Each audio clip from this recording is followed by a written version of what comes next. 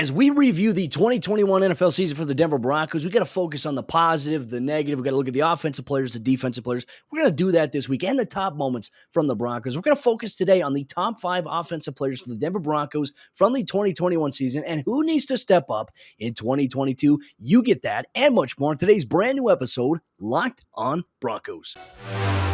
You are Locked on Broncos, your daily Denver Broncos podcast.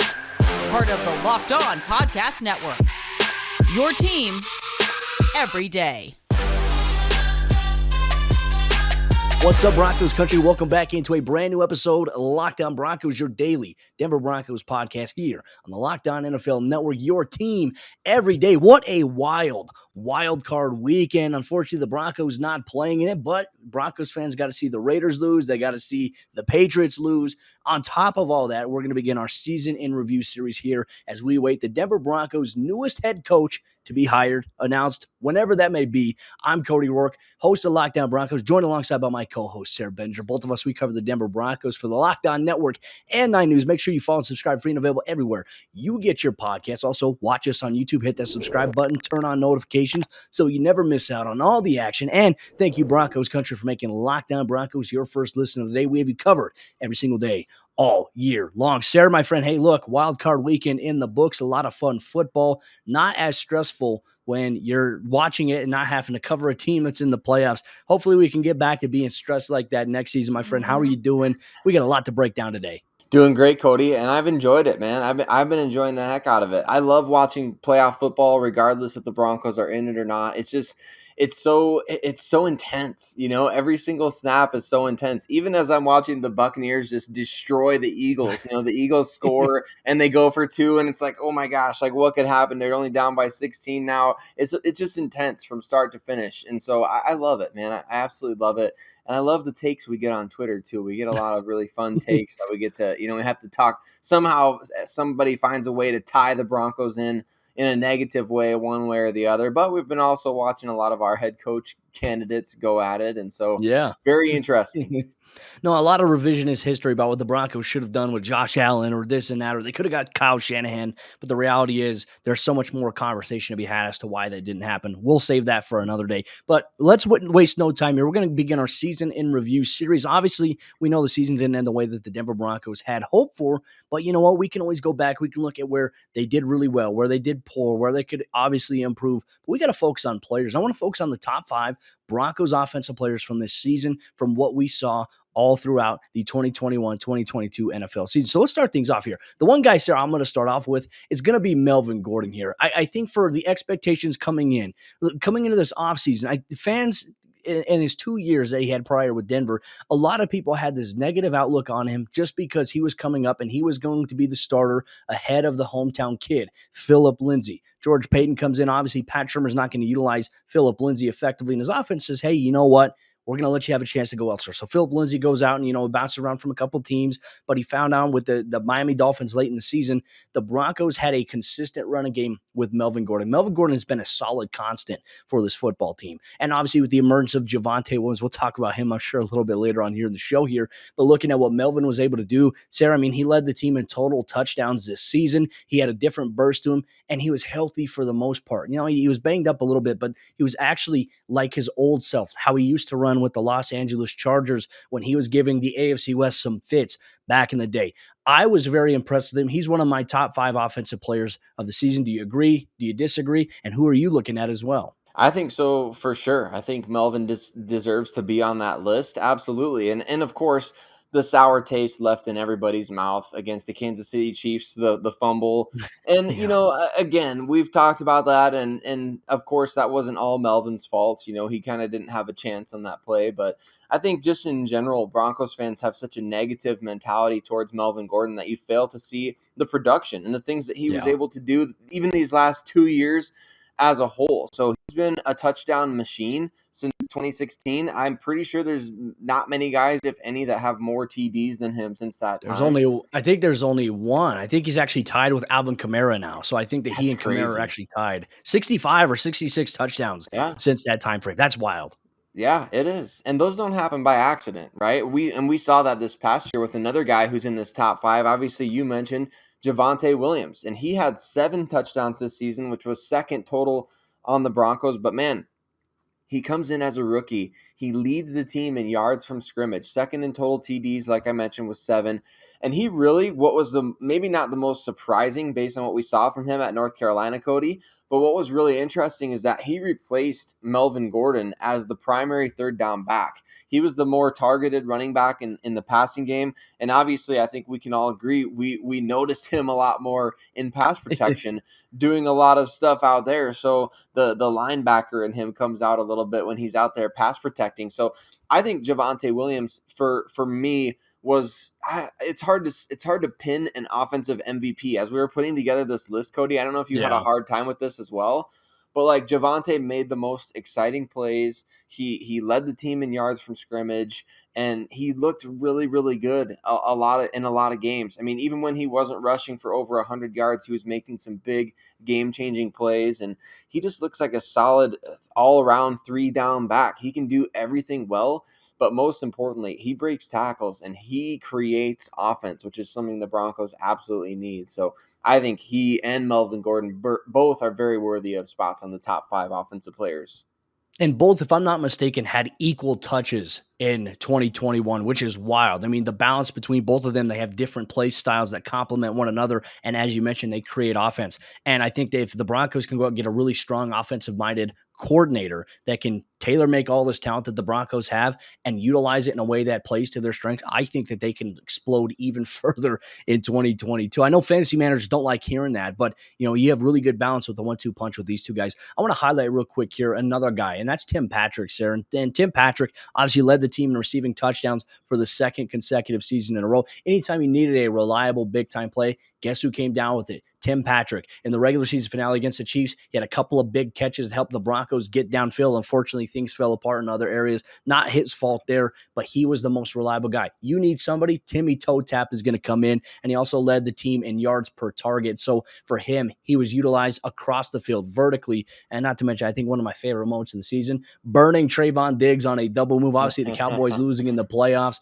but Tim Patrick torched Trayvon Diggs there in that game when the Broncos, went on the road, and probably the biggest game of the season. We'll revisit that later. One of our top moments when we reflect that coming up here in a little bit later on, a few episodes down the show here in this week. But outside of that, Tim Patrick, absolutely reliable. George Payton locks him up. And there's a conversation right now between Broncos country about he versus Courtland Sutton. And I want to talk about a little bit later why that shouldn't be the optic. That shouldn't be the viewpoint that fans have when it comes to this Broncos offense. I know we'll talk about that a little bit later. But coming up here in just a moment, Broncos country, Sayre and I, we're going to go through 2 more Broncos players who round out the top 5 offensive players in the 2021 season for this Broncos football team. Unfortunately, the season did not end the way Broncos fans had hoped for. We're going to go back. We're going to look at everything. We'll talk about the next 2 coming up here in just a moment. But before we do that, let me tell you about the sponsor. Today's episode, Lockdown Broncos. That's our good friends over there at Built Bar. And ladies and gentlemen, it's the new year, so we have New Year's resolutions, and one of them may be to eat healthier or to have a little bit of a combination of something that's healthy and delicious. Well, guess what? Built Bar is just that, ladies and gentlemen. It is the healthiest protein bar that is out there on the market today. Each bar contains 17 grams of protein, 130 calories, and only 4 grams of sugar. And the bars are covered in 100% milk chocolate. They're soft and they're easy to chew, and they have 9 amazing, delicious flavors, including the occasional limited time flavor that you can see at Built.com. Check out the new flavors that they're testing at Built.com today, or find yourself one of the old, original, reliable flavors like peanut butter brownie, double chocolate, salted caramel. They have you covered there. And as I mentioned, it gives you the fuel that you need to get through the day. Whether you're dragging early on in the morning, or you're getting ready for a workout, or you're just getting done with the workout, Built Bar is great for you. Like I said, 17 grams of protein, 130 calories, and only 4 grams of sugar. And I want you to get your hands on a box of Built Bar today by going to Built.com. And when you go to checkout, use promo code LOCK15. You know what that's going to do for you, Broncos country? That's going to give you 15% off your next order today at Built.com. All right, Sayre, as we jump into the second half action on today's episode, Lockdown Broncos, Broncos country, we miss you guys like crazy. We get to interact with you here on YouTube, on Twitter, through the podcast, but it's just not the same not having to talk about a football game that the Broncos have played, and obviously through wild card weekend, a lot of crazy ups and downs that we have seen. Hopefully the Broncos can get back there. And obviously, thank you once again, Broncos country, making Lockdown Broncos your first listen of the day every single day. Sayre, continue on with our top 5 Denver Broncos players here on the offensive side of the ball. There's one guy that you highlighted that I feel like I agree with you 110%.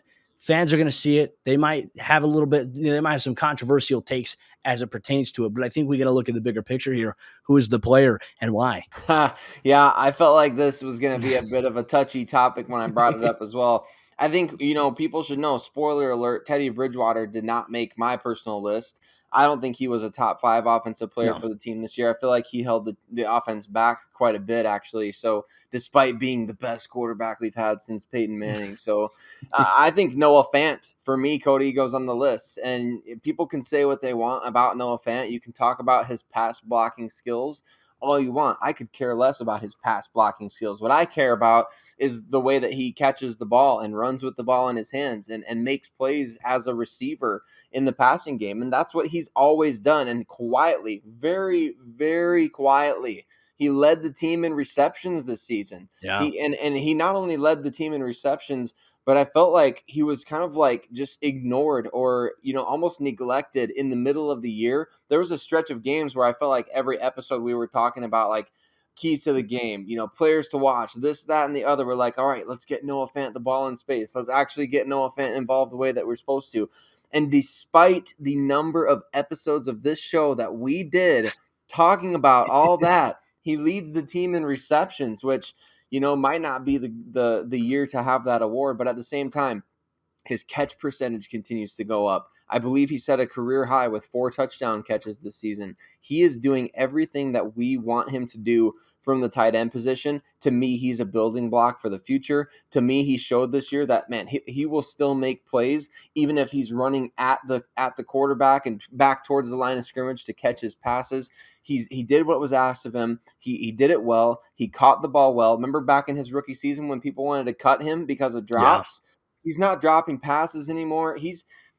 Noah Fant is a very, very good player. In Broncos country, we are lucky to have a player like that. And as soon as a quarterback and offensive coach or coordinator, like Cody mentioned, as soon as they get put into place, I feel like he's going to absolutely explode. But I feel like he deserves recognition as a top 5 offensive player, leading the team in catches, setting a career high with 4 touchdowns. He did a good job. Yeah, no, he did. And Noah went on record too. He made an end of the season post and he said this was the most trying year for him, both professionally and obviously personally. We know he battled a lot of personal adversity, obviously with the loss of his mother. And that has a lot. I mean, who are anybody in the world? Like there's a lot of, Denver media that are, calling on Noah Fant and saying that that's an excuse. I mean, that is a horrible thing to say for anybody in his situation when you're not in his shoes and you're not in his position to do it. I feel like that gets to a very judgmental point where the fan base and even local media can be toxic in that regard. Please don't go there. I think that the point that you made here about his strong end to the season, it stood out in a big way, especially when the Broncos started going downfield and more. I had asked Pat Shurmur, obviously 2 weeks left in the season, as to what's changed with Noah Fant getting the ball, being targeted downfield a lot more vertically. He gave me the answer. Well, it just depends on how defenses play us. The defense has never changed the way that they've played the Broncos all season long. They have tried to play to stop the run, and then they can also cover on the pass. I mean, the Broncos were not taking enough shots downfield to be able to do that. So, a vague answer by Pat Shurmur. Obviously, there's a reason why he's no longer the offensive coordinator for the Broncos, but you're spot on. I mean, Noah Fant, I think once the right person is in place there, offensive coordinator, if you get the right quarterback or the right offensive system and where you're not throwing Noah Fant the ball where he's at 2 to 3 yards per depth, running east and west rather than north-south, I think that we will see a very big and noticeable difference with Noah Fant. So I want Broncos country keep an eye on it. I like this selection. I know that some fans might think it's going to be controversial. I don't think it is. I think it's spot on when we look at the whole aspect of this entire season here. Now, one of the other names too, that's probably going to get some controversy here, but when you look at the Broncos offense, a unit that really struggled this season, Garrett Bowles. Obviously, he didn't have the type of season that he had last year that obviously got him the contract extension, but we did see improvement from him once again. And I think that was really the big key is looking at this Broncos offense and looking for Garrett Bowles. How does he play after? Some of the penalties, he only had 3 total holds that were accepted on him this season. So, he reduced the penalties here once again. There's areas, obviously, I think he struggled a little bit down late in the stretch against Trey Hendrickson and Max Crosby and some of those other guys there and some of the Chargers defensive pass rushers on the outside. But I thought that for the most part, what we saw from the Broncos, especially in that game against the Chiefs to end the season, I thought the Broncos offensive line did a tremendous job, and Garrett Bowles looked really good in that game going against Kansas City's pass rushers that they had there, especially on the left side. A lot of room to grow for him. Now, obviously, you have to overcome some bursts of inconsistencies, but when we look at the top 5 offensive players for the Broncos here, when you narrow down the list there, I mean, it's really hard to make the argument for anybody else, especially on the offensive line. I mean, maybe Bobby Massey, but he missed too many games, in my opinion, for us to be able to give him that consideration. So we'll see what the Broncos decide to do. But Broncos country, let us know here in the comment section down below on YouTube who your 5 top offensive players were for the Denver Broncos in the 2021 season. State your reasons why. Let's have an open dialogue, open discussion. Let's keep it respectful. Can't wait to hear what choices you have. And obviously, you can tweet Sayre and I at Cody Roark NFL, at Sayre Bedinger, and at Locked On Broncos. But coming up here in just a moment, Broncos country, both Sayre and I, we're going to reflect on who needs to be a top 5 offensive player in 2022, who needs to bounce back in a big way. We're going to talk about which player it is, why, and maybe what the outlook might be for 2022 coming up here in just a moment. But before we do that, ladies and gentlemen, let me tell you about the sponsor. Today's episode, Locked On Broncos. It's our good friends over there at betonline.ag, and BetOnline would like to wish you a happy new betting year as we continue the march towards the playoffs and beyond. And BetOnline, they remain the number 1 spot for all the best sports wagering action for 2022. It's a new year, and they have a brand new updated desktop and mobile website to sign up today, and you can receive your 50% welcome bonus on your first deposit just by using our promo code Locked On. That's one word, Locked On, to get started. From football, basketball, boxing, hockey, and your UFC, right to your favorite Vegas casino games. Don't wait to take advantage of all the amazing offers that are available for 2022. BetOnline is the fastest and easiest way to wager on all your favorite sports. BetOnline, where the game starts. All right, sir, as we jump into the fourth quarter action on today's episode, Locked On Broncos. Once again, ladies and gentlemen, Locked On Broncos is available free and everywhere you get your podcast in your favorite format. Wake up in the morning, go to the gym, take us with you on your way to work, turn into Locked On Broncos so you never miss out on fresh Denver Broncos daily content that you get here. Also on the YouTube channel, you can watch us, hit that subscribe button, turn on notifications, hit the thumbs up button so you never miss out on all the action that Sayre and I will provide year-round here for the Denver Broncos. Sayre, kind of going through and reflecting on the top 5 offensive players that we collaborated on here from 2021. A lot of growth, not a lot of surprises there from what we've seen, but in terms of players that maybe need a bounce back year and not necessarily a product of everything of themselves, but just the offensive scheme in general. One guy we're going to start off with is a wide receiver, and I know that you're very vocal about obviously how the Broncos have used him. I think I'm very vocal, very frustrated with it as well. Who is the player that needs to have a big offensive production-based year in 2022, who needs to be a top 5 offensive player? I think you got to start with Jeudy. Of course, he missed a few games due to the ankle injury, right? Early in the Yep. season, suffering the ankle injury. I believe that was the first game of the year. So Believe it he came was, back. he missed 7 weeks, if I'm not mistaken. Yeah, that sounds about right because he played 10 games. Yes, Yep. so that's accurate. So yeah, he misses the time, and of course, with Jeudy, we're all expecting based on the great videos that we see in the offseason, right? I mean, we are expecting an absolutely dominant route runner to come out there and just obliterate defensive backs on every single play. And then what we see instead is him running back and forth, running in motion on every single play, which man, I can't tell you, and I know everybody listening and everybody watching this will agree. I mean, that was maybe the most frustrating aspect of the season, and so we feel you, Jeudy. If you ever listening to this podcast, we feel your frustration. I mean, I can't imagine how frustrating it was for him. I mean, 0 touchdowns in 2021. That's unacceptable and I feel like that's on your QB. That's on your Yeah. offensive coordinator before it's on Jeudy. I mean, he was out there ready to make plays. At the same time, we got to talk about the drop issues. Are Yep. those still persistent?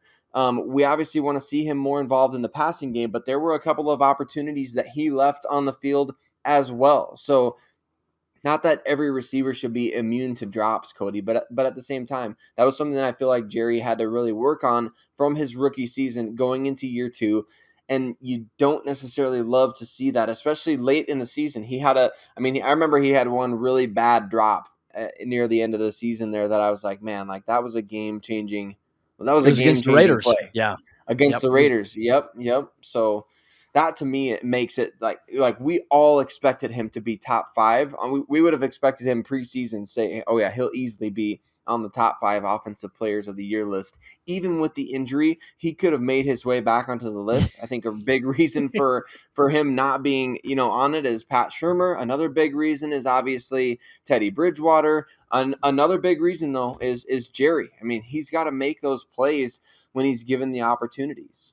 No, the expectations for him are going to be big, and I know that he goes to social media sometimes. Like people are constantly trying to interpret his cryptic tweets. Like I don't think it's anything, honestly. I like stuff like that, Sayre. I don't worry about none of that stuff. It's nothing like that. But you got media members, you got other people that are quote tweeting in saying, "What does this mean?" Like literally, it has something with an hourglass, and like, oh my gosh, is he saying that his time in his endeavors coming? Like people, relax. Like stop making this stuff up. Like chill.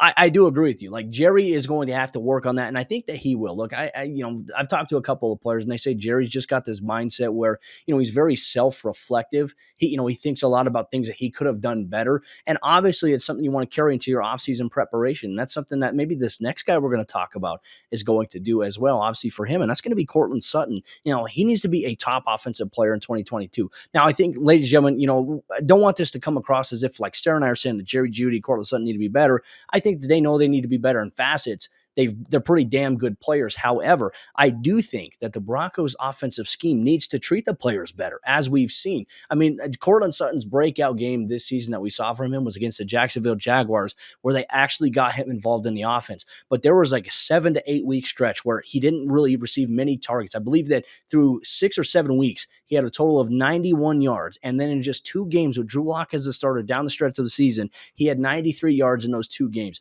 I mean, that is a telling sign as to the Broncos offense has its issues. A lot of it was with Pat Shurmur. And like we said, some of the reports that were coming out after the fact that the Broncos knew that Pat Shurmur was not going to come back, were that players throughout the season would go to Pat Shurmur and say, hey, coach, this hasn't been working. Can we try something different? Can we do this? And the response that they got was, you're the players. You need to execute. I'm the coach. I will continue to call the plays. Stuff like that, where we look in the NFL and we look at guys like Kyle Shanahan, we look at these young offensive minds.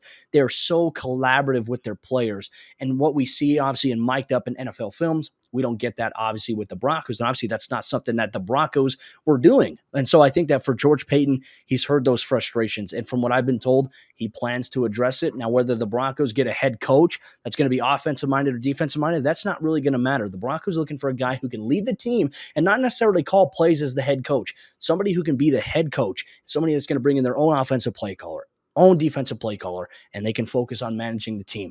I think that's what the Broncos need. And I think that the players, they will buy into that. And obviously, Sayre, I think I'm excited. I know you're excited. I know Broncos fans are excited about who is going to be the next head coach. Ladies and gentlemen, we don't know who it's going to be, but obviously, hopefully time is winding down here in the next week and a half, 2 weeks. Maybe we will find out who the Broncos' next head coach will be when it's all said and done. Sayre, any closing thoughts on today's episode of the show you want to share here on Broncos country?